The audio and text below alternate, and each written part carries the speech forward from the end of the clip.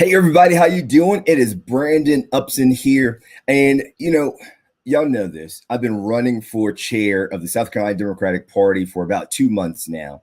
But at this point, we've been crisscrossing the state, talking to people, doing speech after speech, sitting down, eating with people, breaking bread, hearing about the issues that they care about. And it is time for us to start talking about the real issues that impact real people, and then talk about the solutions of how we can, as a party, address those issues. So tonight, I am privileged to have two amazing people with me to talk about the real issues that are rooted in that thing called poverty. So please share, tag folks, get them in, engage with us in the chat, in the comments, tweeting, wherever you are. Engage with us tonight, because this is a conversation you don't want to miss. We all know what it is. So let's get to it. Let's get real, and let's talk about the solutions that we can bring to the table. Hey, coming up next, we're about to dig into it. Thank you.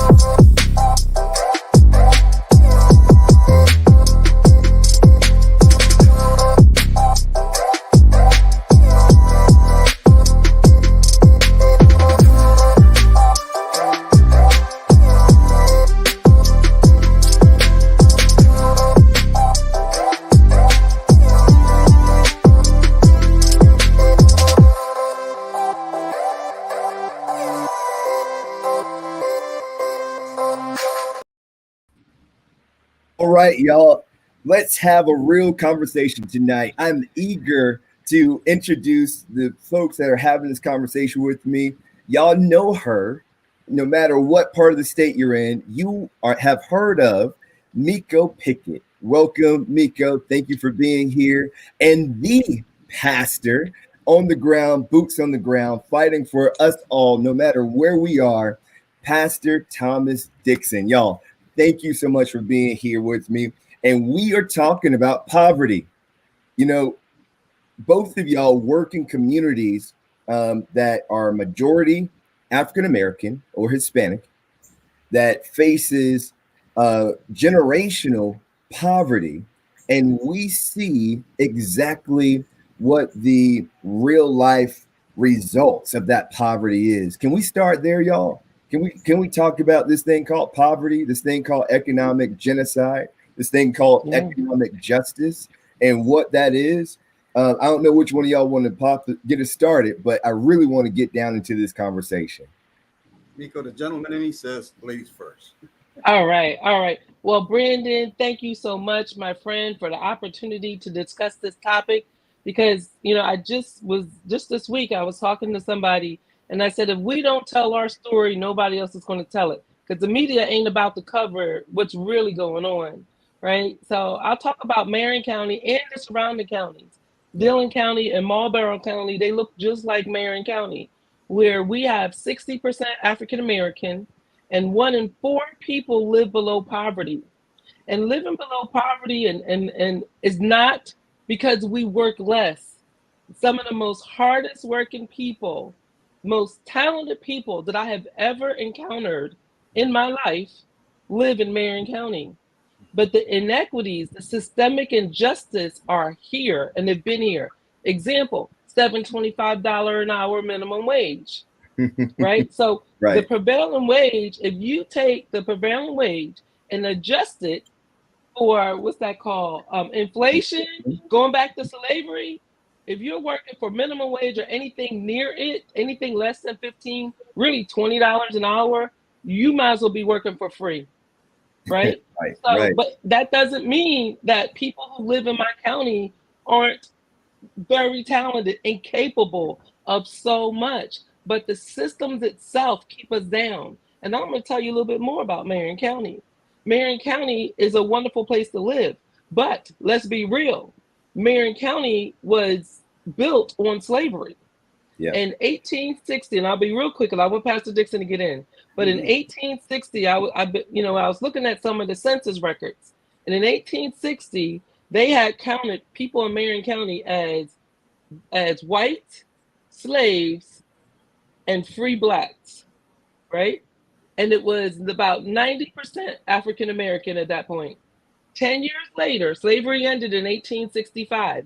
When they did the census in 1870, then they switched it up, and it was whites and blacks, right? So we're not talking about too long. Just this week, I was in the living room of a woman who shared with me a book of her genealogy. Her great grandfather was a slave. Wow. Out of Horry County, and then her grandmother in Marion County willed land to her daughters, and so she ended up with 30 acres, right? So, but that's one family. The rest of us didn't get those kind of opportunities, and then we got so much to talk about. I'm gonna leave it right there. No, that's real. That's real because again, you're talking about generational poverty and the things that cause that, and that's a lot of times we tinker around the edges, we bite around the apple, but we don't dig in. Even when I think about how things go in South Carolina, we will chop the tops off the weeds, but we won't dig up the roots. Okay. The nice conversation is about talking about the roots so we can dig them up and have a real conversation, because that's the only way we're going to talk about solutions. Pastor Dixon. Woo. Yes, a nice, pretty old lawn. Till the weeds pop back up. But let's chop them back down again and have it pretty for a little while. Yeah. Well, first off, thank you, SC4 Together. Brandon, good to see you. Really appreciate you. Miko, thank you so much for all that you do and for bringing that truth. Setting the tone and the stage for where we're at tonight, talking about poverty or the deprival of economic development that happened to the most disenfranchised and those who were brought to this nation in order to be treated that way. Let's just make it plain. That's why we were brought here, to be used, abused, and to make capital for everybody else but us. Now, here we are, 400 years later, and we're still being used in that manner. Here we are in South Carolina, a state that is always the worst when it comes to our poverty situation. I mean, right here in North Carolina, the third largest city in South Carolina, and the highest annual grossing city in the state. And we have a poverty level that's twice the national poverty level. And guess who broke? It ain't them. It ain't the others. It's us. It's people who look like me. It's black, brown, and poor white people who, for some reason or other, and I do believe it's because of the acculturation that has been in place for centuries now, accept this, who feel so hopeless and helpless that they accept that minimum wage of $7.25 instead of fighting for themselves, fighting for their children, fighting for their future, and fighting against the system that's set up to suppress them. And it doesn't make sense to me. The more that I fight in these streets to try to get folks to stand up and to fight against this economic oppression, the less success I have.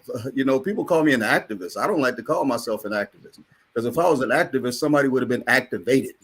And right now, I don't see folks really getting activated. I mean, we've been a fight for 15 since 2012 when it first kicked off, and I'm kind of disappointed in that, because, what was 15 in 2012 needs to be 25 to 30 in 2023. We need to be up in the ante, and I know it sounds good and everything, fight for 15. It rolls off the tongue real sweet, but we have not accomplished anything. So we might as well up the ante, up the pressure, up the involvement, up the engagement, and make these corporations up the funding so we can come out of this slave mentality and out of this enslavement that's in our communities right now. We have been systemically and systematically economically oppressed. And now we have communities across our state that don't see anything but the next minute. They don't even see the next day. And can I tap into something that you said? Because when you think about, and there's two things that come to mind. One is South Carolina itself. South Carolina itself is 25. So overall in the country, African Americans make up 13% of this country. In South Carolina, we're 25%. So we are the 5th or 6th blackest state out of 50. Mm-hmm. Not including DC, right? Because you know why they don't want DC to be a state. But in the country, 5th or 6th blackest state. So we should have power. We have been frightened into using our power. If Black people who lived in the state of South Carolina would just work together, we can't be beat. Right? We can't be beat, but we give up that power because, we don't believe in politics and we don't believe in voting. And so, you know what? We have to deal with minimum wage. We have to deal with the fact that when there is a hurricane, that our houses don't get addressed. We have to deal with the fact that in our communities, we don't have rec centers, community centers, playgrounds for our kids. Our schools are failing because we don't vote. And we put all of our backing in one party.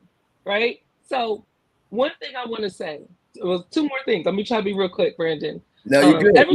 Every time Pastor Dixon and I get together, it's like this. I'm so sorry. No, this is why I asked. Rock and roll.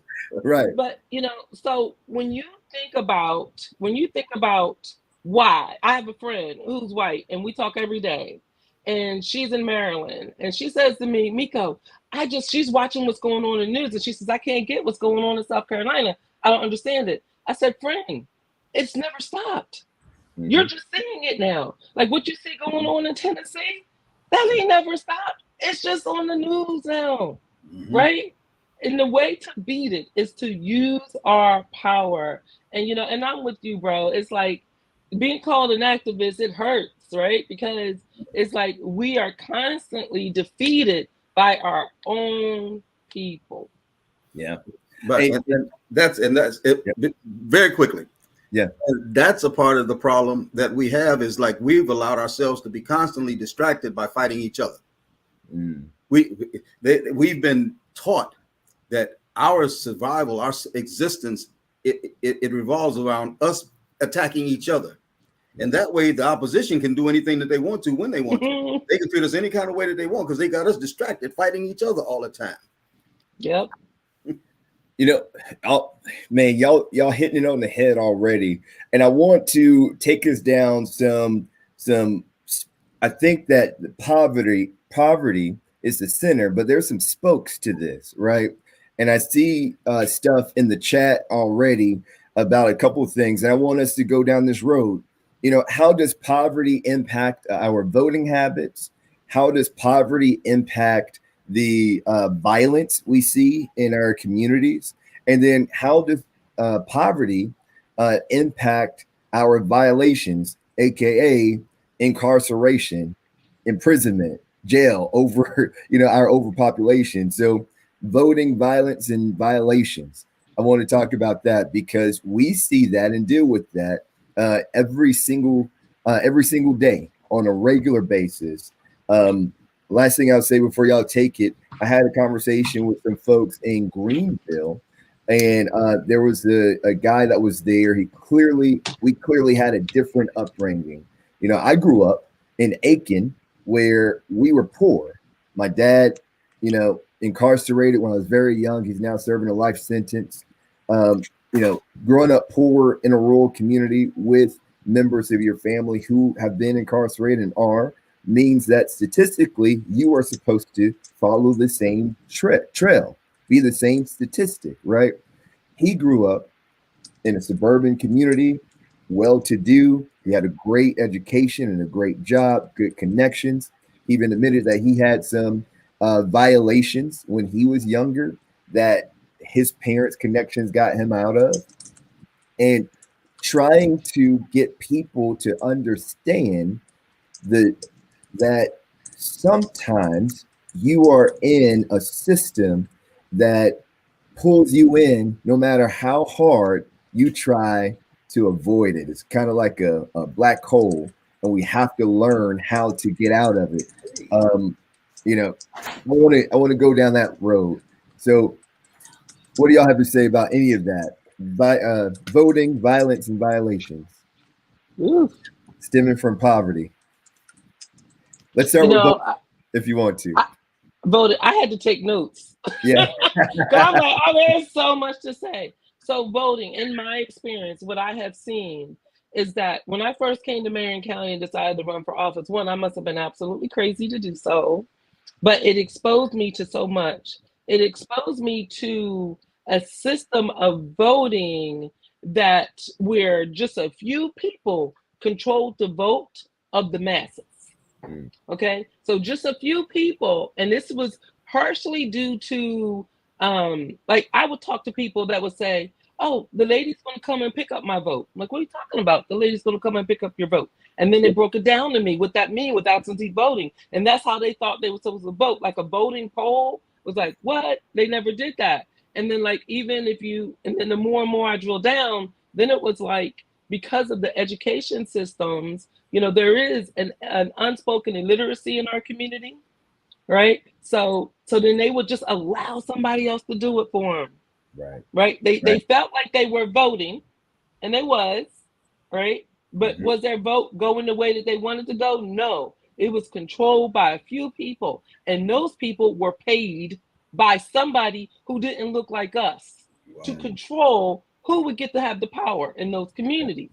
I had a problem with all of that, and I just laid it all out on the line. And if anybody doesn't believe me, I have the receipts. So let's just park that. And I provided those receipts to the Democratic Party as well, because I was shocked. Coming from New Jersey, this just completely floored me that people were selling their votes for alcohol and cigarettes and things like that, right? But it was happening here, and so then there was like, it seems to me that the process to vote is purposely made complicated so that if you have a fear of being embarrassed, when you show up to vote and not knowing what you have to do, you're not even going to walk into that building, right? So that presented an issue. I have talked to 30-year-olds, 35-year-olds that told me they're voting for the first time. And, but they also told me that they were scared. They didn't know what they were going to do, how to do it. I said, don't worry about it. Once you get in that building, they're going to help you, right? There's no reason to be fearful. And it is complicated, the way the voting machines work. You got to put this in there. You got to put that in there, right? And if you cannot read and you need to ask somebody to help you to read, then it's just embarrassing. So when I think of poverty and voting, I have to reflect on it from my own personal experience, from what I have witnessed on the ground. Wow. Yep. Where do I go from there? Because Pastor Dixon, you're both of y'all are on the ground talking to folks in some of the most, economically challenged and deprived communities we have in the state. Over in the PD, we have, just think about this. Yeah. If you are in the 6th congressional district here in South Carolina, odds are you are in some of the most economically deprived communities, not just in South Carolina, but in the nation. In the nation. Poverty for the 6th congressional district is in the top 10 most impoverished communities in the whole country. It's for 3 decades. For 3 decades. The 6th congressional district is one of the most impoverished ones, the sickest, where we have the most incarceration, the highest rate of dropouts in high school. It is a place that needs love, attention, and real conversations moving forward so we can bring those solutions. But Pastor Dixon. But it's just amazing that in that district, even once the process of digging up those weeds begins, because of 30 years of being entrenched in this manner, think about the long-term generational curse that's going to result from that. We might not see any kind of breakthrough in the 6th congressional district until 2045.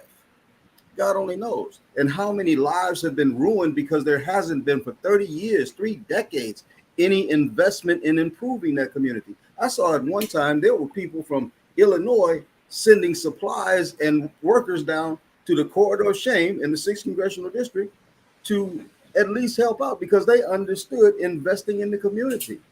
Yeah. But when you don't have investment at home, taking care of home, it's kind of hard to get everybody else to come in. But I just wanted to start there. The issue of poverty and voting, it's multi-tiered, and a couple of the levels are, when it comes to voting, one of the things that we have shackles on our minds when it comes to voting. We've been told, and we've told and promoted it through our own community, that voting is not good for you. It doesn't work and whatever. And there's a reason, and that's the physical level, not just the enchacklement or the chains of the mind. It's what we've seen in our community from the elders, from the grands and the great parents who went to the polls, who took a lot of our Gen Xers to the polls with them by hand and said, this is what you got to do. This is how you make change. You go to the polls and you vote, and change comes. And then those Gen Xers got older and they started looking around and they started saying, what happened to the change we supposed to? We keep going and voting, and it's not change, it's getting worse. That's the change is getting worse, as a matter of fact. Yeah. We got no parks, we got no playgrounds, we got the programs we had are gone. We can't even play, we don't have any even speed bumps in our community. Mm-hmm. And the message was voting doesn't do any good. And it's been, and we've elected, and I'm going to say it, we've elected people who look like us, giving them the seat with the earnest expectation that what they told us in their campaign speeches were going to happen. And then they disappear until the next election cycle again. And the young ones came up, grew up, they're adults now. They're well over voting age now. And they stopped voting a long time ago because of the fact that nothing improved. The wages in their areas didn't improve. The way to be able to, the ability to be able to invest in their community never improved. Nothing got better. Poverty got worse. That's what got better. Poverty. Yeah. And that in turn turned the mindset around that also fed into the educational system, because the educational system has been allowed to fail our children in our Title I schools, our urban community schools, knowing that that's going to contribute to the violence, that contributes to the incarceration, that continues to population control. There's so many levels of this thing that we can get into. The violations, yep, it's all right there. And a lot of it is centered in poverty. When you have parents who are forced to settle for what's minimum wage now, and the only way they can be successful is to work 2 and 3 jobs, and that's only enough just to get through to the next month. When they have their children that are watching television and they're watching the Disney Channel, and they say, I want to go to Disney World, and the parents have to look sideways and walk off on them because they're embarrassed to tell their kids, we don't have money to do that. And then you got some soccer mom and the PTA talking mess about the black mother who can't come, a black father who can't come, father because he's incarcerated, mother because she's working 2 or 3 jobs and got to figure out, if I go to PTA, one of these jobs I ain't gonna get paid on. Right. Mm-hmm. Man, what you're talking about, so when I was talking to some teachers, right? I'm not a teacher. I can only imagine what our teachers go through.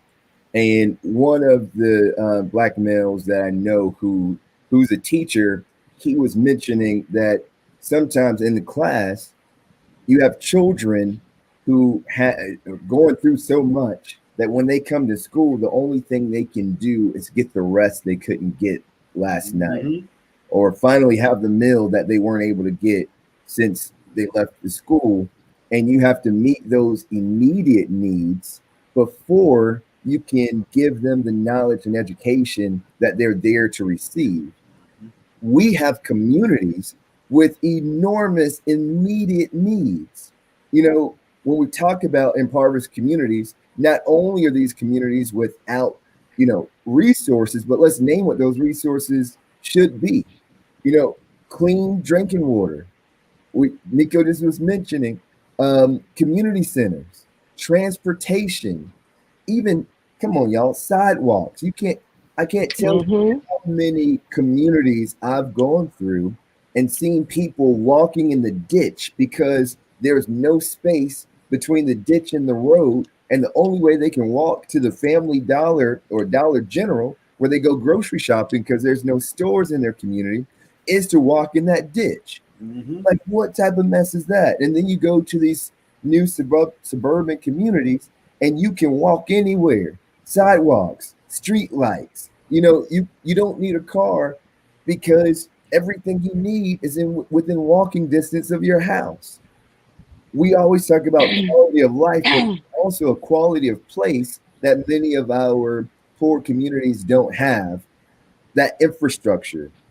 So what are y'all seeing with that? Because I believe that when people say Black folks don't vote, it's because their immediate needs aren't being met to allow this to be a priority, or for them to say my vote equals a tangible solution to my problems and the problems I face in my community.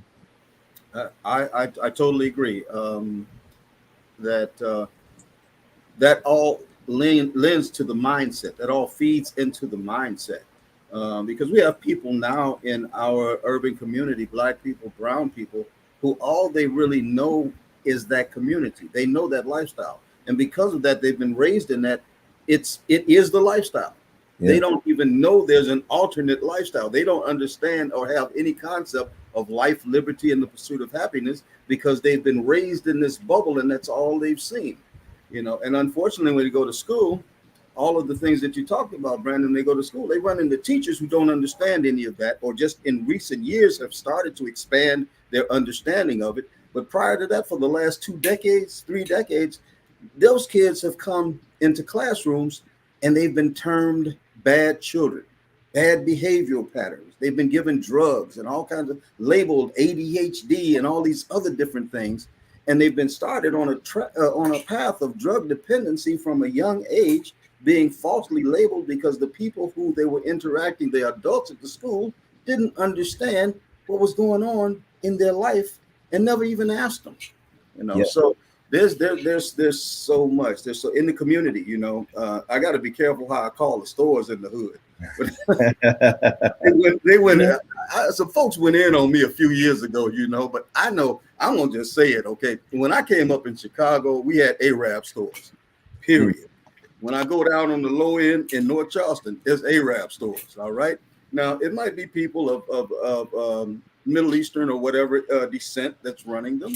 But that's what we called them back in the day, and the title has stuck. It's not anything derogatory. I mean, explain that. Nothing derogatory. It's just what we called it, although I try to do a little bit better now. Let me just say that. In those stores, though, if we look at those stores, because in most of our communities, there are food deserts. There's no good vegetables or reasonably priced foods there. You do have these stores there. That's the supermarket of the hood, the corner store, with liquor posters all over it, cigarette posters all over it. When they walk in, they got candy in there, but the candy's at eye level with the pornography.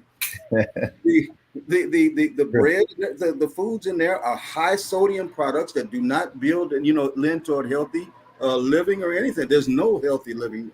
But inside of poor communities of color, brown communities, poor white communities, these stores are the staple. These stores have replaced the quality grocery stores of the past. And now they are the one source for foods for the people of the community. And the city governments don't care. They don't care because why? Because just as when we were brought over here from Africa, when we arrived on the ship, we are expendable. We are expendable. We are not an invaluable commodity. We're not a valuable commodity. We're an invaluable commodity that actually, okay, well, we need them for our bottom line jobs. We can't educate them. We can't give them the access to the American dream. We need them to fill up our prisons, especially as long as we're privatizing the prisons. So there's so many layers onto this thing. That I want to bring this up real quick because I want to get down into some of the tangible things we think we could do as a party to address what we just talked about. Because I see John said, how can we get candidates to actually campaign? And I think we need to go deeper. We got to go deeper because we've had South Carolina Democratic Party chairman say, I don't want to buy the black vote or own black people. I just want to rent it for the day, right?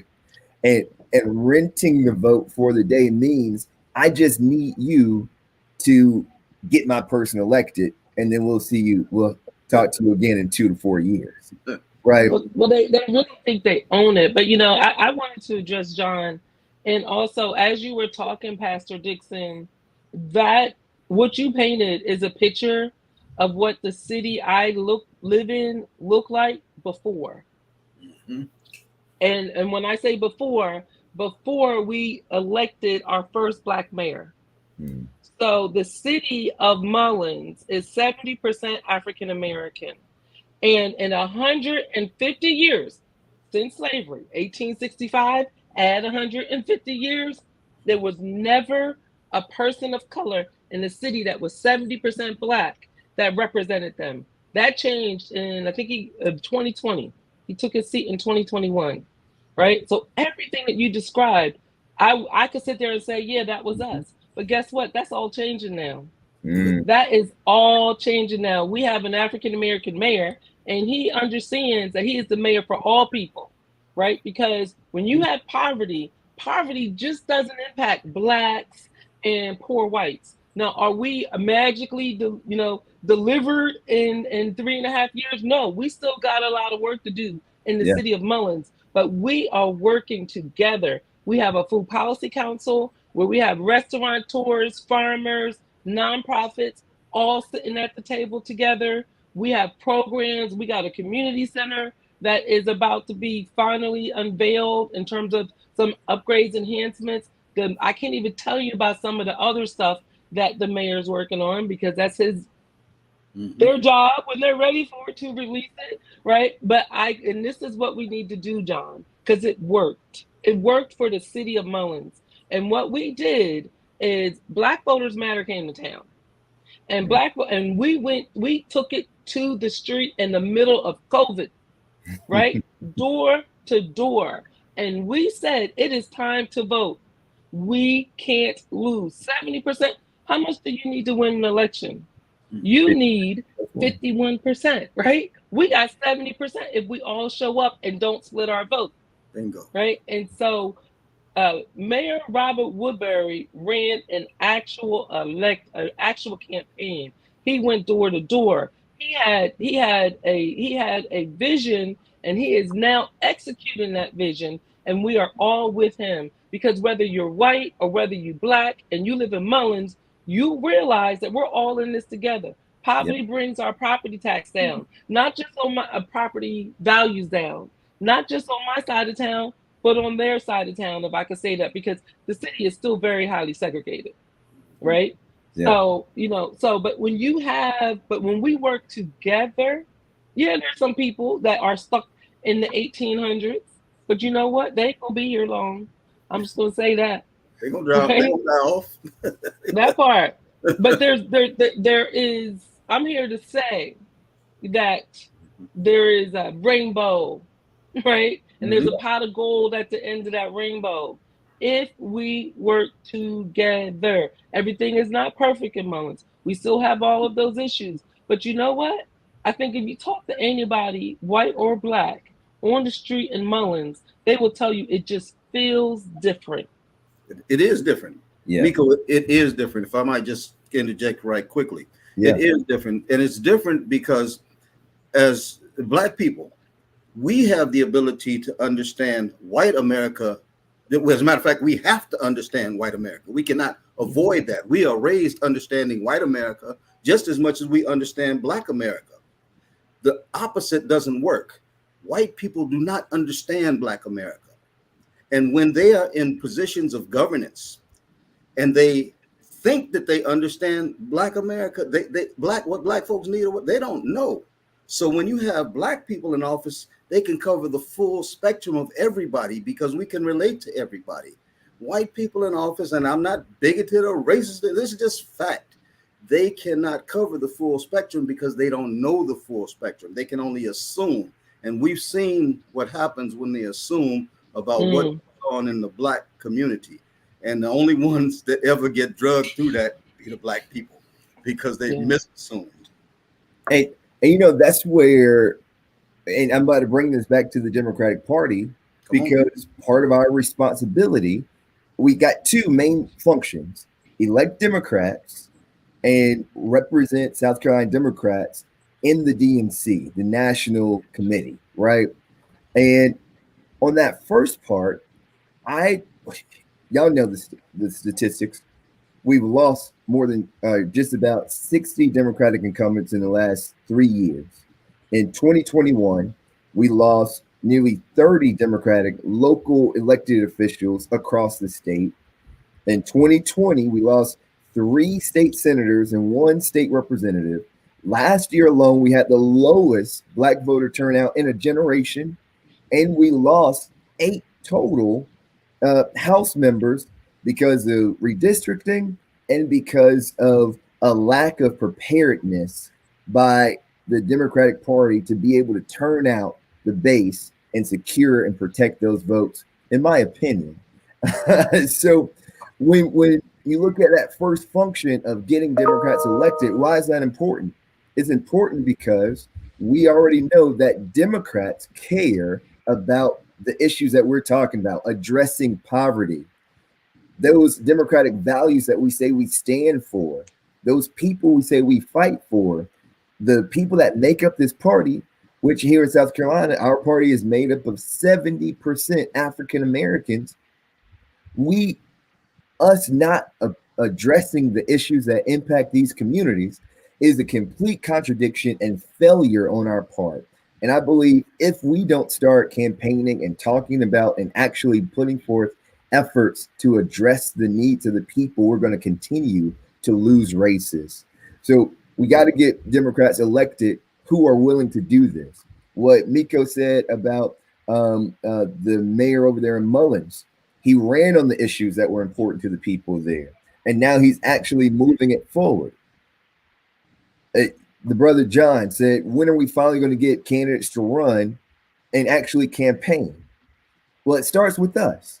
Our responsibility as a party is to make sure we're recruiting and training candidates who will get out there, put boots on the ground, talk to people, and move the needle. So last thing we'll talk about when it comes to voting and how poverty impacts that, in your opinion, what do y'all think this Democratic Party of South Carolina needs to do better to make sure we have candidates that actually go out and but candidates that actually go out and campaign and talk to people in every corner of the state and actually work hard to earn every single vote?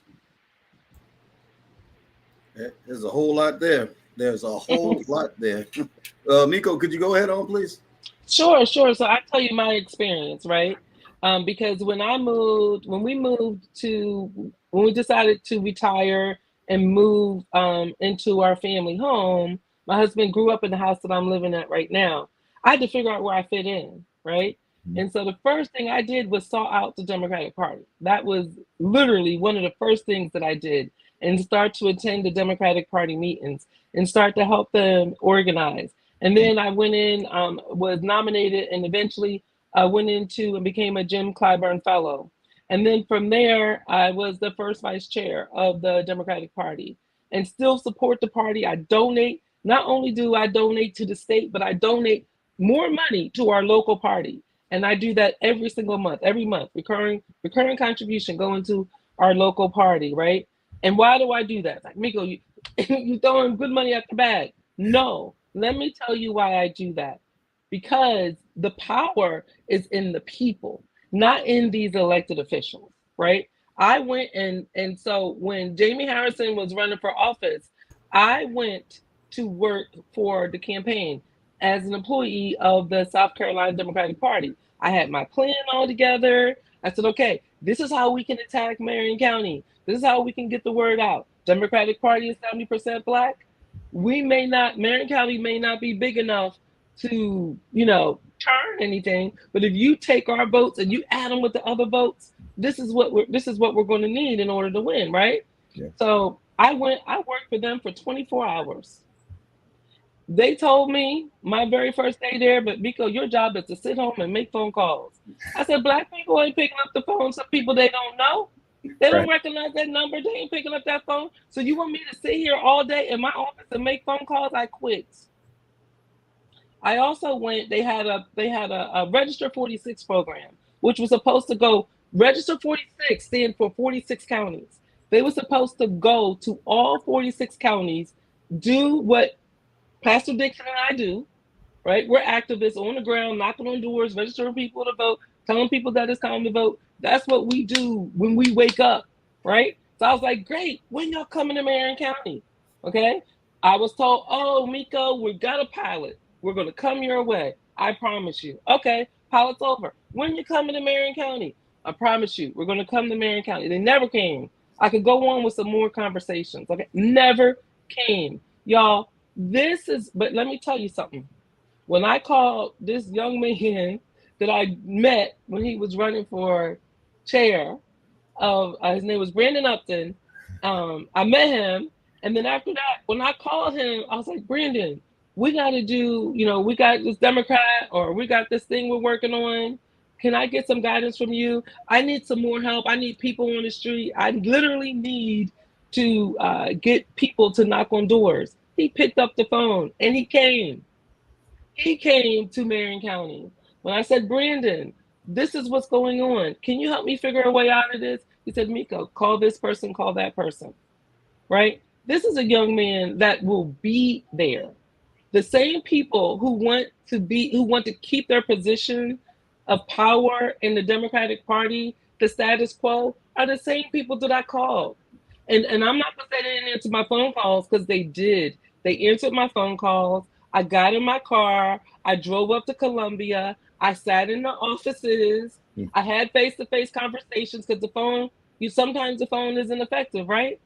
But yet still nothing happened. And then the abysmal losses that happened last year, and the party, the status quo, is blaming it on us, blaming it on COVID, right? You can't blame that on COVID. You can't blame that on people of color. Right. That's the party's problem.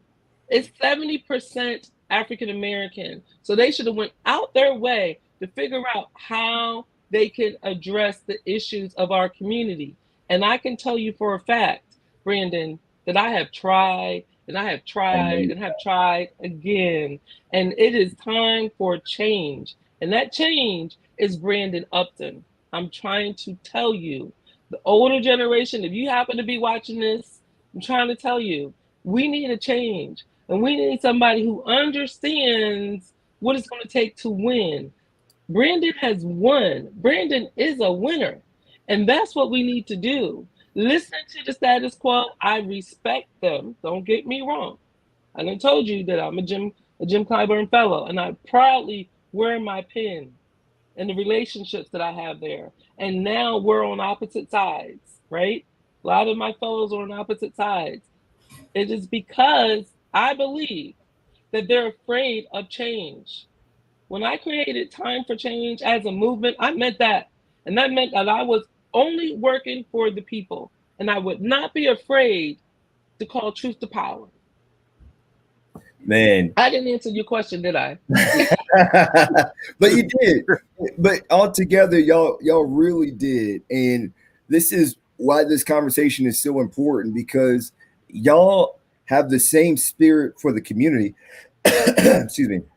You have the same spirit for the community, but and you're seeing a lot of the same things and experiencing a lot of the same things, but you're in two completely different parts of the state.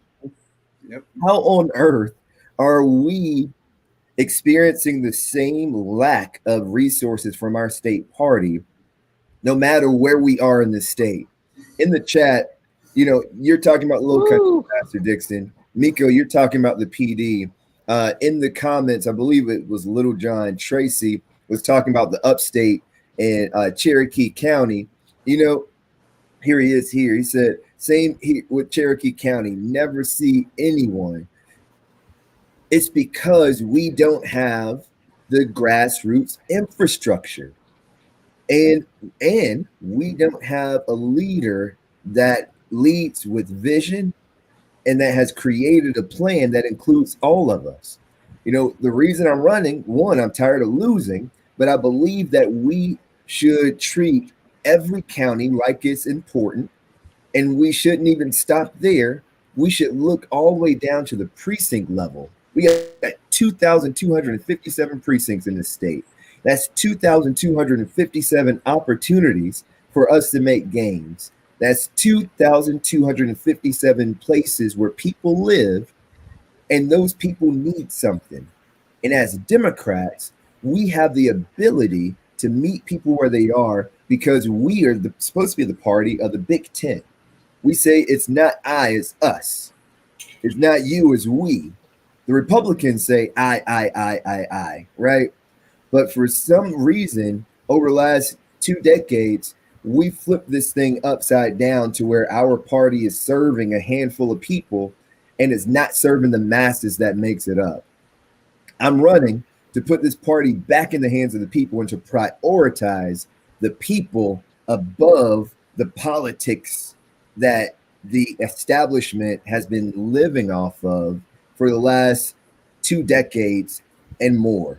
So in that, I want to transition over to the violations part of this, because poverty in South Carolina not only means that your community lacks resources, which creates all other types of symptoms that we see as a result of having failing schools, lack of jobs, lack of transportation, lack of access to health care. But we see the highest rates of incarceration for nonviolent crimes in our communities that are facing poverty. And I want to say this real quick, because we had a lot of shameless plugs in this. Thank you for your support, Miko, for this campaign. Thank you, everyone else out there that's supporting our slate for leadership in the South Carolina Democratic Party. Please, if you're watching right now, see a couple of y'all are, please share this conversation, tag people, invite them to join. Continue to put your questions and comments in the chat, because we care about what you are facing and we care about what you have to say. Even if you're watching and you're not a supporter of me or anyone on my slate, I want to hear from you too. Tell us why you believe someone else is better suited for this, because this is dialogue. This is a conversation. We're not running from having the real conversation about the real issues here. This is what a public forum like this is all about. So let's talk about it, y'all. So the violations, incarceration. I myself have faced this sometimes, and I've lived it growing up, seeing my dad and my uncles go to jail for nonsense, from unpaid parking tickets. You had a speeding ticket and now you're in jail, right? In my case, when Monica and I got pregnant, I had just graduated college. She was finishing college, and we had a baby on the way. So what I do? I need to go out here and get a real job. So I go get a job working 40 to 60 hours a week and still not able to pay all of our bills, not able to, keep the lights on, pay the rent, because we were in Charleston. It was expensive, and we tried to move to someplace cheaper. Healthcare and feeding more mouths. In that transition, when you got $1,500, but you got $2,000 worth of bills, and you're trying to figure out how to make that thing work, you are going to have to make sacrifices. And for me, there was a couple months where I had to put that money elsewhere, and I didn't pay my car insurance. And then one day I'm driving to work and I get pulled over by the police. I'm like, Lord have mercy. Going to work, please give me my ticket so I can make it to work. I'm already running late, And then he says, sir, get out the car. I'm like, oh, Lord, here we go. You don't need to search my car. I don't have anything in here. I'm just trying to get to work. No, sir, turn around, put your hands behind your back. You're driving with the suspended license. So here I am in my work clothes, headed to work, working 40 to 60 hours a week, full-time job, trying to check all the boxes, being a good fiance at the time, being a good dad, not missing an appointment, making sure they're fed and housed and safe. And now I'm on my way to jail because I didn't pay my car insurance, and now my license are suspended, and now I'm going to jail. I've seen things like that happen too many times. And I put this statistic in here about South Carolina. I'm about to drop this again with the link for everybody, because I'm not the only one. There are other folks in that were in my position. Poverty, y'all, is real, and it impacts us. The ACLU put out a report, and I just put the link in the comment section, that said Black South Carolinians are disproportionately impacted because, and this is impacted by incarceration, because they struggle with poverty and unemployment rates at double those of white South Carolinians, while Black people make up 48% of those with suspensions for failure to pay traffic tickets. They make up only 27% of South Carolina's population. So you're talking about 27% of the population makes up almost half of the people that go to jail for simply not paying a traffic ticket. Again, the cost of poverty. What do y'all have to say about that? Because I'm going to drop some more statistics in the chat, y'all. Yeah, there's so many statistics on that, because it's not that everything you say is right on. And then you also look at just crimes in general. It's not that Black people commit more crimes, right? It's just that the minor crimes that Black people are committing are prosecuted more. Why? Because, and this is just my opinion, because of who is in charge of our community, who is policing our community, right? I don't know if you guys saw the $8.8 million settlement where Chauvin was shown to have choked out to use that move on 2 other people, and they just had to pay a whole bunch of money. But you know what? There's Derek Chauvins in every single community, right? And then even if you go back to the latest incident where it was the Black cops who killed the guy on the street for all of us to see, right? And it reminds me of, and I pulled it up, of a lyric, KRS-One. Here it is. I'm gonna find it. Okay, so it's different if you sell crack versus if you sell cocaine, right? So all the crack that's in our communities that's impacting us, right? The low man on the totem pole gets thrown to jail. But the one that's bringing in the cocaine from Mexico, they just get to live in their mansions, right? So I'm telling people who live in my community, you need to become a police officer so that the people who are policing us will look like us, right? And I'm not saying all Black cops. I work very well with all the police in Mullins, right? And all the police in Mullins, right? Because I'll make a phone call. We'll go up there and we'll have a meeting. You have to be involved with the police in your community. But let's just talk about the mentality, and I'm gonna let Pastor Dixon jump on this with the mentality. So this is what KRS-One said way back when in the 80s, right? He says, They get the black cop to watch the drug spot. The black thug dealer just avoid the black cop. They're killing each other on the East Coast block, killing each other on the West Coast block. White police don't care about that. And then it goes on. They want to kill each other over crack. Anyway, it's black on black, right? So, but if you look at crimes are committed, again, African Americans, South Carolina, we're 27%, right? In the state, in the country, we're 13%. If you look at white crimes are committed by white people. Asian crimes, so it's Asian on Asian, white on white, black on black, right? It's no difference. You don't see black people committing crimes on white people, Asian people committing crimes on black people, Italians, right? Unless it's the cops, right? Coming after us. It's really bad. So we need to break that chain. We need to get involved with the police. We need, if you have, and I know it's hard because, you know, it's such a risk to put your family, to put your family at risk to take such a dangerous job, but we need to get rid of the Derek Chauvins. We need to expose these people for who they are, for the hoods that they just don't happen to be wearing, but they're in those jobs. They are. Right? So we want to look at why there's so many of us in the police systems, and how being a Democrat and making sure that the Democratic Party is holding people's feet to the fire. Let me give you an example real quick. Last year at the convention, the Democratic Party voted on putting on a party rule. That's what it's called, Brandon.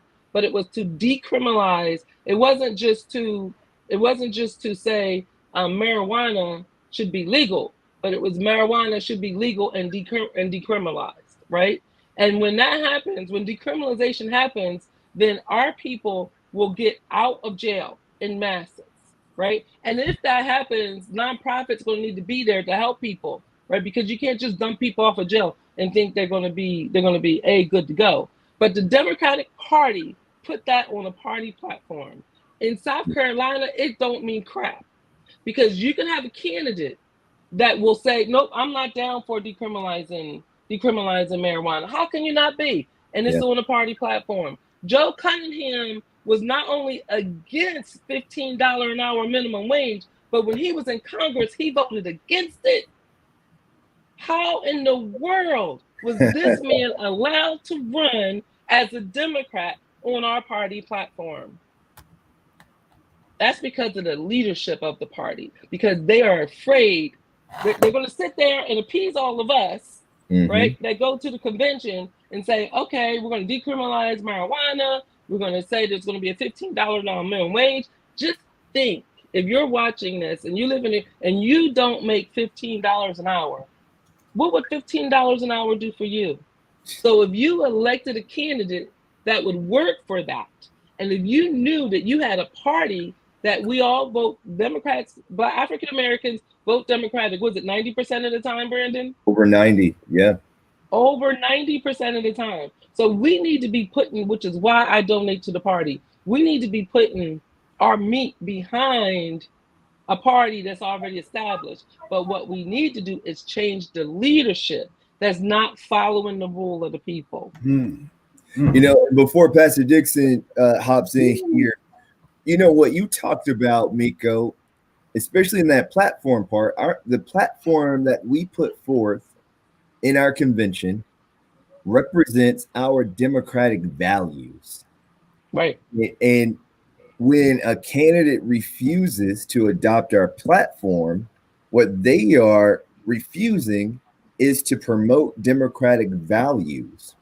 And as a party, we have the responsibility, and I believe we have the inherent responsibility to make sure that when we support candidates, that we're supporting them and they understand that it is their job as an extension of us under our umbrella to promote those democratic values.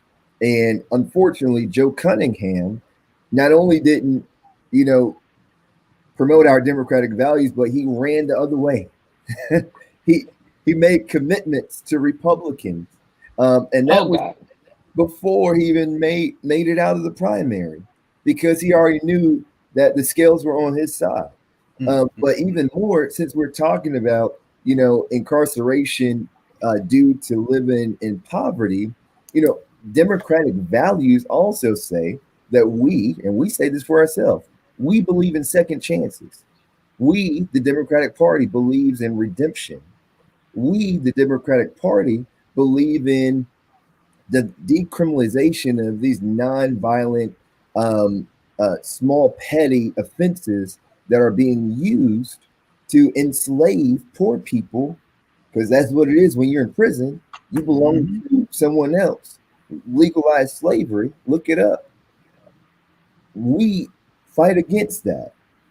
But then internally, and I saw this in 2019 when Johnny Cordero ran for chair against Trav Robertson. They, whoever they are, sent out pictures of Johnny Cordero's mugshot. They mailed pictures of Johnny Cordero's mugshot to delegates to say, can you believe this guy was arrested? Don't vote for him because he was arrested. How hypocritical is that?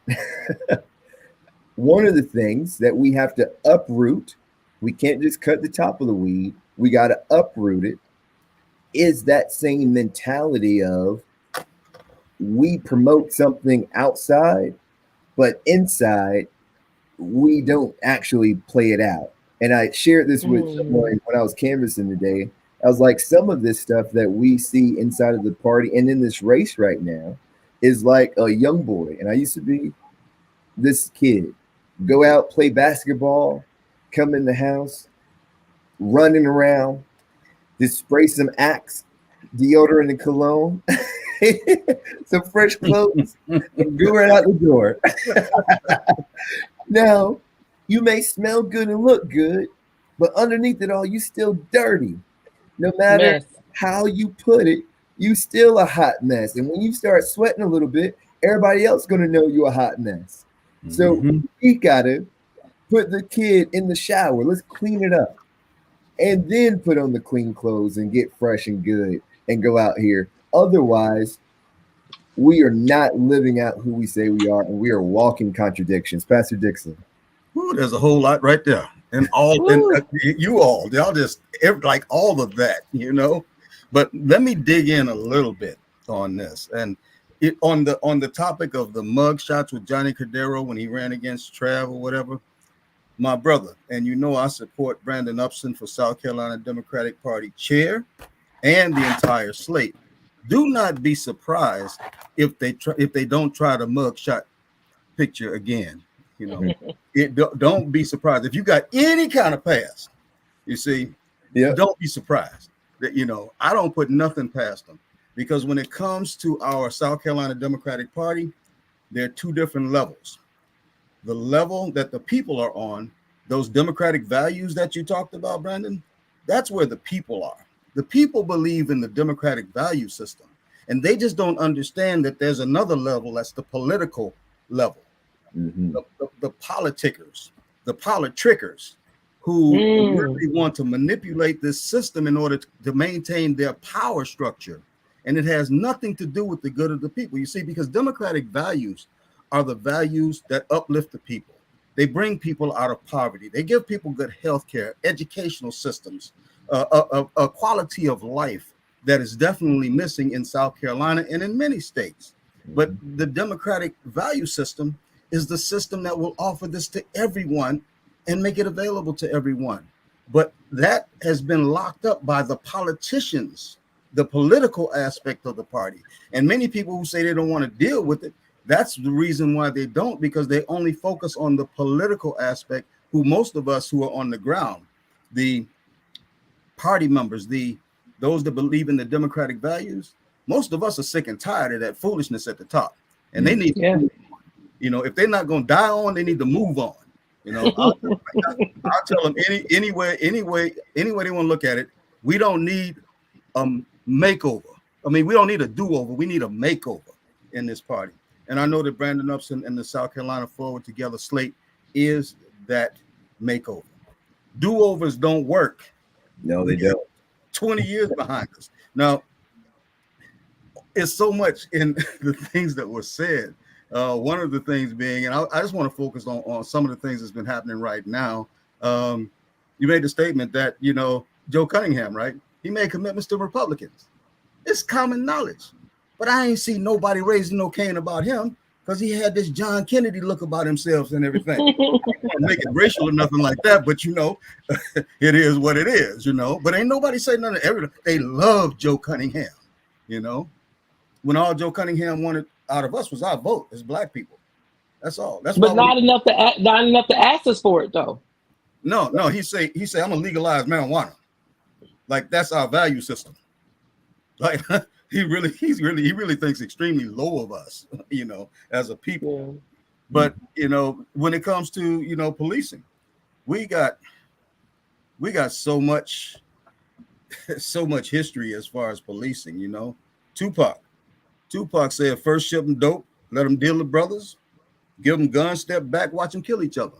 This was in 96, 97 when he said that. And we still are allowing ourselves to be victimized by the same system. Nino Brown, New Jack City, that closing scene was classic. Nino said, come on, let's kick the ballistics. Ain't no Uzis made in Harlem. Not one of us. This thing is bigger than Nino Brown. This is big business. This is the American way. And right here in South Carolina, we as African Americans, a voting bloc, a powerful voting bloc. In North Charleston, we represent almost 50% of the population. And we've lost for 30 years straight to a Republican. I was going to use ethnicity, but a Republican. Everybody know who he is. It doesn't make any kind of sense because we've allowed this system to not only infiltrate our minds, but for us to become a part of the system. We have allowed ourselves to be redefined and reimagined as something that we're not. We are independent thinkers. We are kings and queens. We are great in our own greatness without anybody else around us. We built this country and we've never benefited from this country.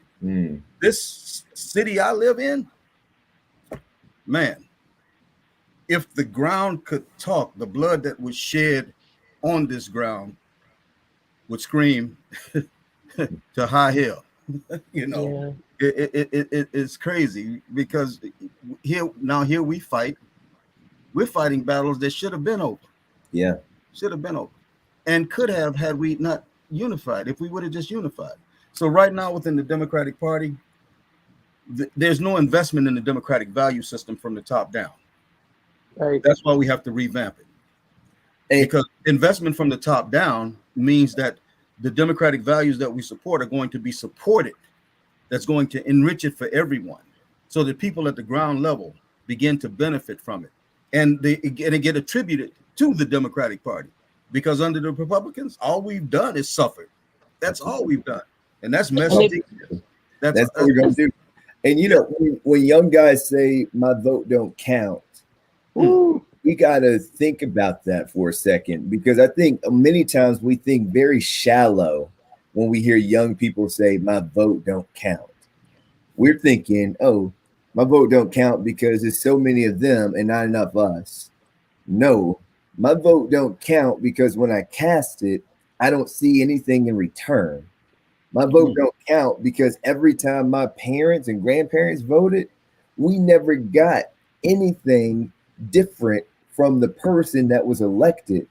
We don't see any change in our community. My vote don't count because I'm in Denmark and I'm still drinking nasty water. My vote don't count because I'm in North Charleston, and every time I drive down the street, I'm still getting pulled over by the cops. My vote don't count because I live in Columbia, South Carolina, and I still see homeless people on the street that I can't even feed without getting a ticket. My vote don't count because I live in Florence, South Carolina, and I can't even get the job, qualify for the job that is coming here. And I know they're going to pull people in from another community to take those jobs. And for some of my brothers and sisters who are fighting out here for us, my vote don't count because no one who's asking for it is willing to say that they will fight for a Black agenda or reparations for my people to repair the breach that was created by slavery and Jim Crow. When we hear these things from our young people, it is our responsibility not just to give them good words to counter what they're saying, but to listen and then do something about it. That is the role of this entity called the Democratic Party. It is not a social club. I think we've got it mixed up over the years. That is not a place to come and socialize, have a meeting to talk about the next meeting. This is an organization that is used to mobilize people to impact lives through policy and elected and the civic process. We have to change it. And when I say we, I mean us, y'all who are watching this. We have to change it, because that little crowd that has been running it for the last 30 years, they will not. And I'll end with this, and then Miko, you was about to say something, because Einstein said the same thinking that got me into this problem is not the thinking that will get me out of it. And I take it a step further. I say the people that got us into this problem are not the people that will get us out of it. And in this case, I'm talking about that small handful of party bosses, let's call it what it is, party bosses that have controlled this party for over two decades, are not the ones who will get us out of it. The people, us, everyday folks who are fighting on the ground, everyday folks who are trying to make ends meet, everyday folks who are working in restaurants that they can't afford to eat in right now, or cleaning hotels that they can't afford to sleep in. We are the ones we've been waiting for. And once we realize that, then we will unlock our power and take control of this dynamic organization that can change lives for so many people around the state. Miko. Ooh. Wow. Okay, you hit me. That's it. But the one thing I wanted to add, I think I just wanted to put in the air, is that when you talk about policies, right? And the young people that are getting arrested, going to jail, serving time because they cop, what's it called? They take a plea agreement, right? Yep. But think about this. The cash bail system, so you say poverty and cash bail is exactly what keeps Black and brown people in prison, where people who don't look like us, they go out, right? So you got somebody who may not have, maybe they don't have the best education. They get into jail. They can't afford to bail. They get into jail. They can't afford to bail money. Some overworked, disheveled attorney comes to them and say, hey, you can sit here in this county jail for God knows how long, or you know what, you can just take this time, do a little bit of time in prison, and then you'll be done. So you take that. So then once you take that, your life is ruined. Yeah. Literally ruined. Well, one of the policies that the Democratic Party could and should be, and it may already be on the platform, is the cash bail system is racist. Because if you are somebody who is not Black or brown, let's say you're a white man and you get arrested for that same crime, well, you get an attorney, you pay your bail, you get out of bail, now you're home. And the wheels of justice turn very, very slow. So you got your attorney working, and then eventually you ain't taking that deal, you're just getting off for the same crime. So I hope you guys can see the difference. If you have a party that is advocating for policies that can help people, and not just Black and brown people, all people. It's almost like a class thing, unfortunately. But all people. Yes. So, which is why the party system is so important, because if we put a platform that says, do you believe in getting rid of cash bail? And we get candidates that can stand up and say, I'm a Democrat and I believe that cash bail is racist, then guess what? Who won't be sitting in the jails anymore?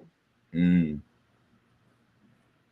you. We won't be. Right. And we got a question here. I'm going to pop up on the screen. I think we're about to pass collection plate, but we're gonna we're gonna answer this one, and then I want to get y'all final thoughts so we can hop off. Because I'm going on a date with my wife, so I need to. Oh. We don't get it but so often, and we got a babysitter. It's Friday. I just got paid. So,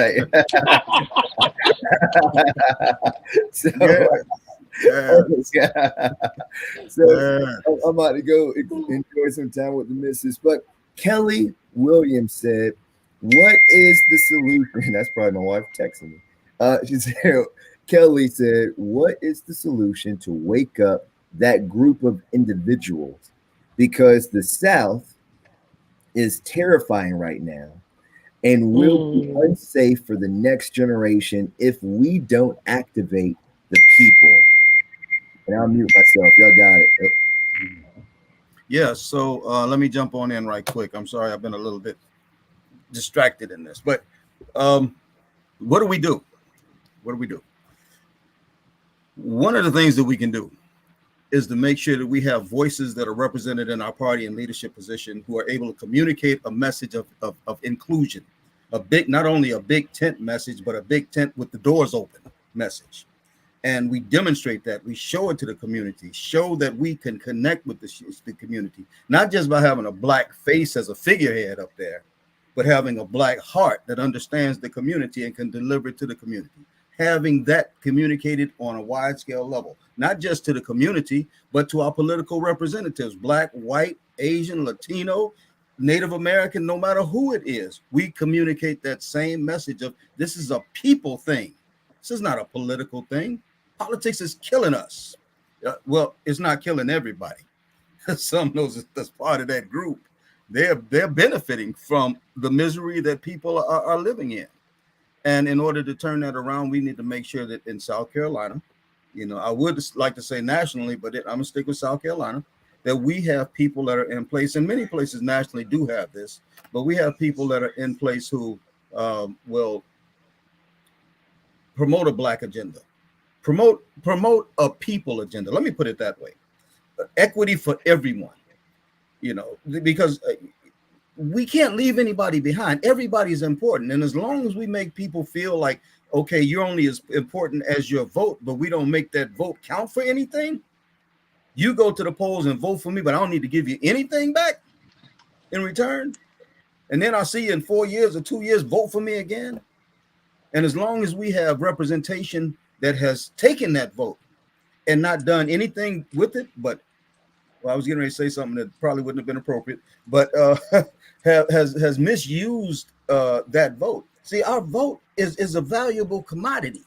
There's a dollar figure attached to each and every one of our votes, but our party has taken that dollar figure away and made us believe that it's not worth anything because they don't give us anything for it.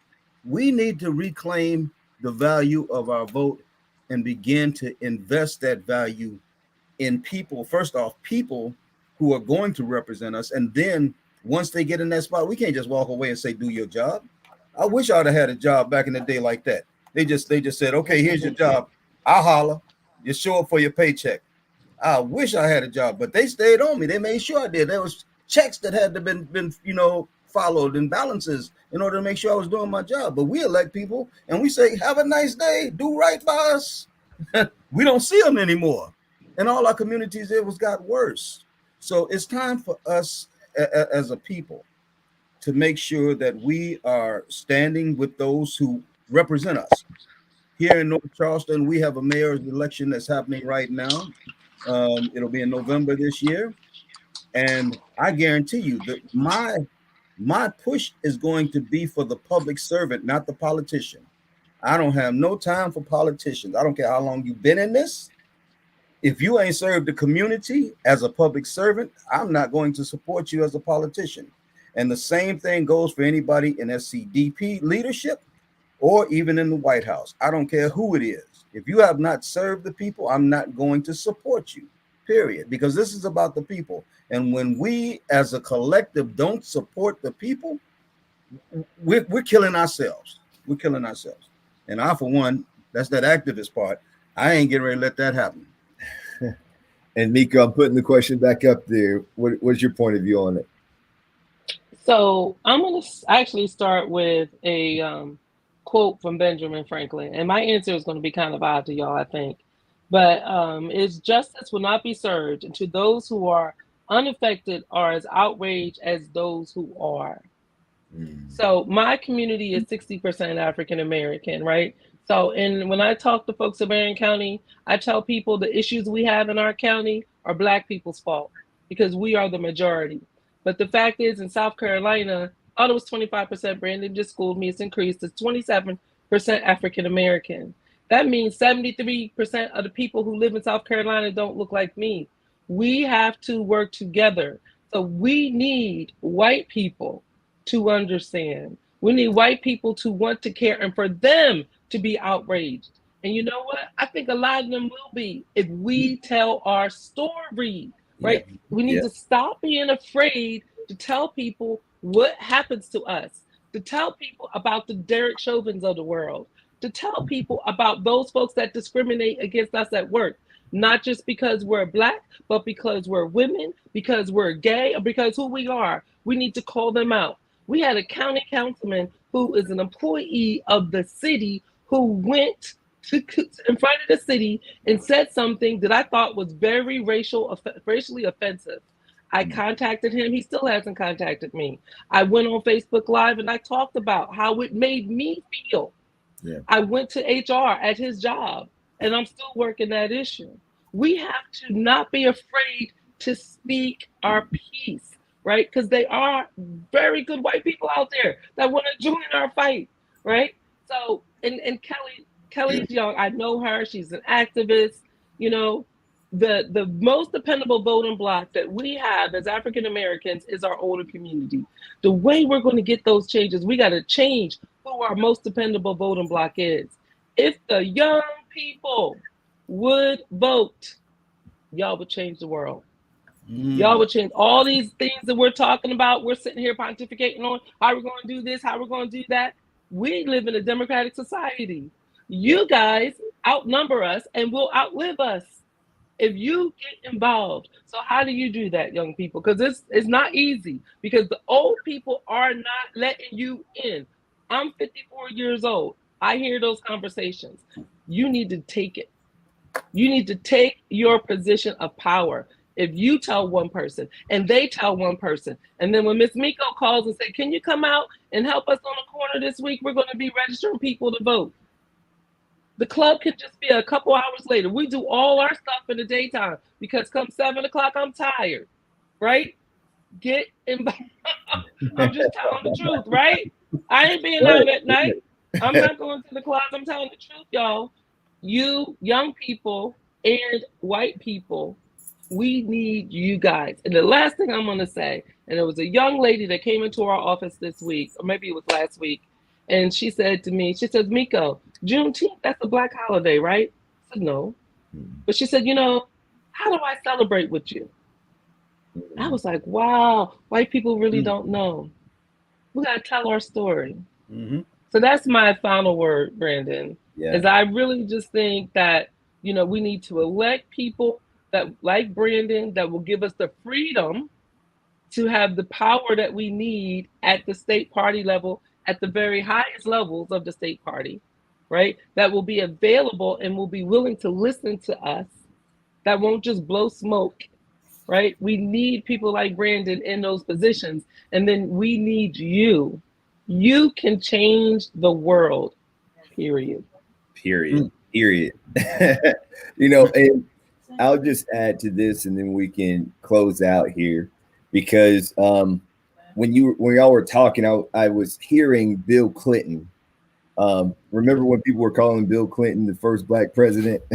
What? You know, but he said something that sent shockwaves through politics all across America when he said, I feel your pain. And at that point, that was the first time in an election people had heard a white male running for president acknowledge the pain of people that Yes. he didn't have any lived experience with for a very long time. When he said, I feel your pain, that was an acknowledgement. But we've evolved beyond that because it's not enough for you to empathize with me. Mm-hmm. We need to elevate people who have actually walked in those shoes, because the people that are closest to the problem are also the ones that are closest to the solution. And I just want this conversation, my candidacy, and the way we're running our campaign to be that beacon and that sounding board that gives everyone out there watching permission to do what Miko said. Share your story. Know that no matter what you've been through in your past, it makes your future even brighter. My grandmother used to say, if the mountain was smooth, nobody could climb it. Your mountain was rough for a reason. It made you stronger. It made you think in different ways so that you can overcome it and make it to the mountaintop.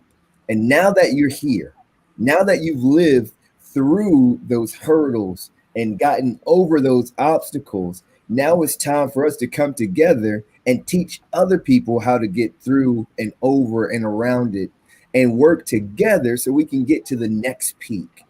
That's what this campaign is about. That's what I'm trying to convey with these conversations and sharing my personal story.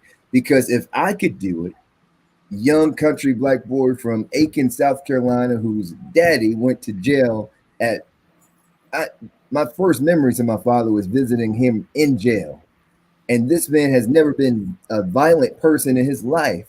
And now he's serving a life sentence.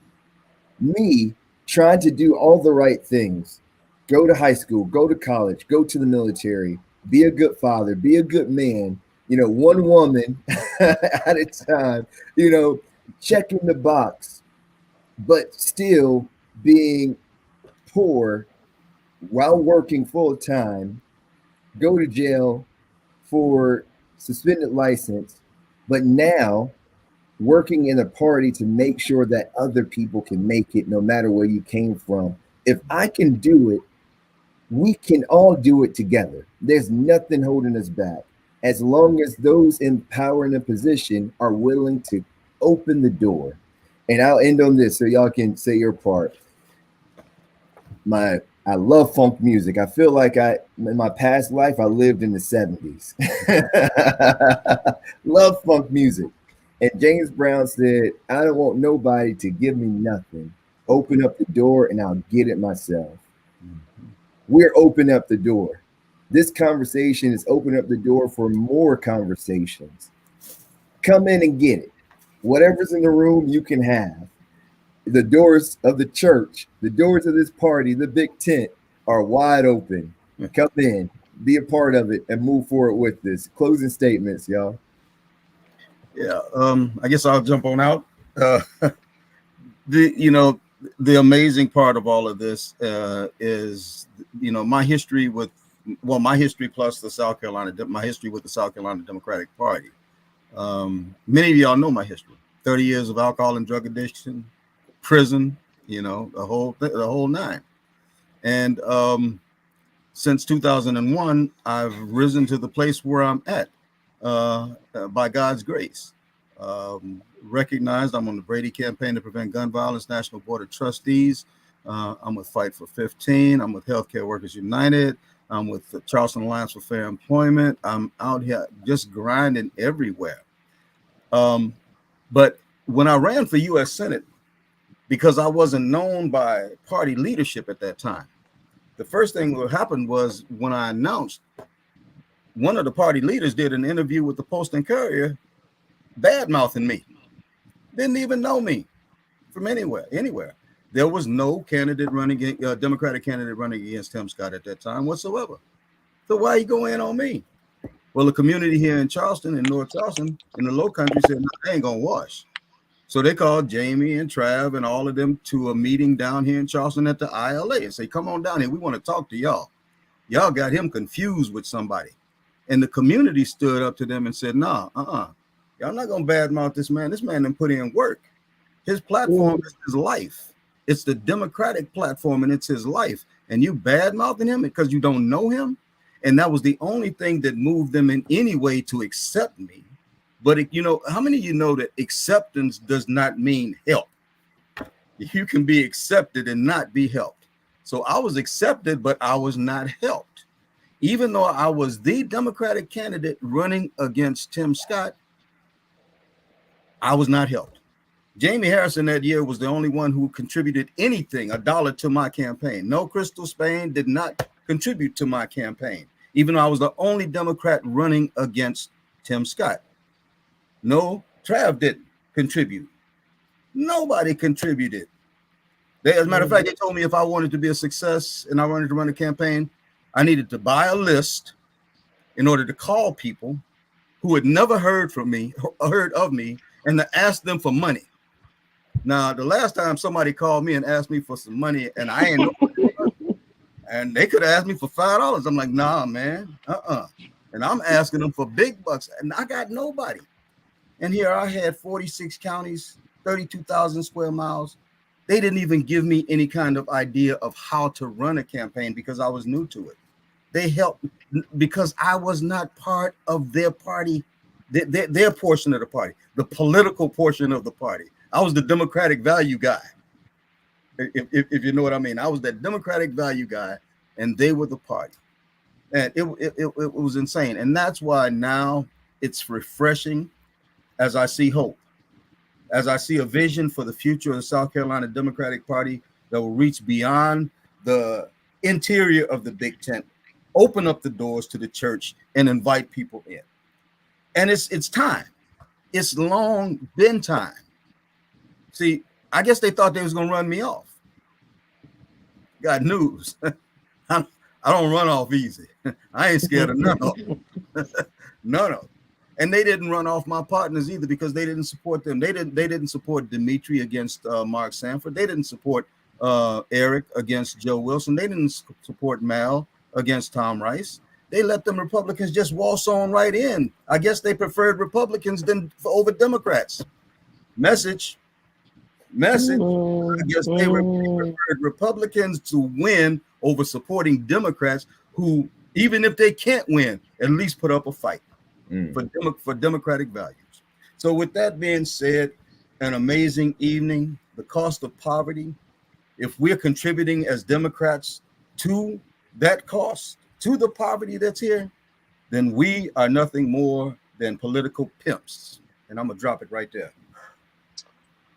Bam! Love that, Pastor Dixon. And look, I say if you think about what we've talked about on this last hour and a half, I can't believe it. Once we get talking, it kind of goes. We have quoted KRS-One, Tupac, James Brown, and then I threw in a little bit of Benjamin Franklin. But if you just stick with those folks, right? Tupac, James Brown, KRS-One. When they wrote those lyrics that we talked about, they was young people. That's right. They was young and poor, and their words last to this day. They made a difference. They've impacted all of our lives with their music and their words. And I think that, we kind of, I dig music. I was a DJ, on DJ company, all that stuff. I dig music, and I like to listen to lyrics. There's something to say in lyrics. Even the music that's out there today, one of my favorites is The Baby. Love The Baby, okay? But let me say this, is that we really need everybody. We really need everybody. So if you happen to be my age and you have some grandchildren, start talking to your grandchildren. Start making them get involved again. Let's bring our entire community together to see this change. And then for those people that are white folks that are trying to understand what's going on, why is the Black community the way the Black community are, we're ready to have the conversation. I hope this live today has showed you that. This is not a Zoom where only certain people have access to. This is on the World Wide Web for everybody and anybody to hear. And when I'm 80 years old, somebody's going to play one of these quotes that I may have misstated. it's going to get played back. But I just want to leave it with that, Brandon. I really want to leave it with that. We have, this world is ever evolving. AI is here. There's new approaches and new ways to get things done. And that's one of the many reasons why I am 100% behind Brandon Upson. He has the energy like I have never seen energy before. I saw this man single-handedly canvas an entire apartment building before I pretty much got out of my car. Okay? That's the kind of energy that we need in this party. And you can get involved. So if you want to get involved in Marion County, please send me a message, send me an inbox. I am looking to bring a van load of people up to the Democratic Party convention on April 29th. Don't do anything on that day. Go to Columbia with us. Even if you can't get in as a delegate, it is worth seeing. Let's do this together and let's be the change that we need. It is time for change, y'all. Yes, absolutely. All the mic drops on that. Yeah. Hey, I just want to thank everyone. I want to thank you, Miko, Pastor Dixon, for taking the time out of your evening. I know both y'all are very busy, and for y'all to give us this time to drop so many gems of wisdom and jewels of inspiration with us, it just means everything. Thank y'all, and I love y'all. Y'all friends to me and dear friends. So for everyone out there watching, please take a moment to share this video so other people who weren't able to watch us, they could go back and watch it, even though it's not live. But it's important to get this information that we shared out, have this conversation continue. We'll monitor the chat and the comments so that we can answer folks if they have questions moving forward. If you're watching on Twitter, retweet. If you're watching on Facebook, share, like, and tag folks, because we have to have real conversations so that we can identify the roots of these problems so we can dig them up. And all of that is to say, I'm running for chair of the party, y'all. If if you are ready for a new direction, please support me, support my slate, the SC Forward Together slate with Mary Guerin, Melina Rodello, and Erica Sampson. You can vote for us on April 29th at the state convention in Columbia at the state fairgrounds. Check out our website, SC Forward Together. Join us. Even if you're not an alternate or a delegate, show up and show out, because this is a party of and for and by the people. And once we get elected, we're going to put it back in your hands. Join us, and we'll see you Saturday, April 29th. Thank you. Y'all have a blessed one. We're out.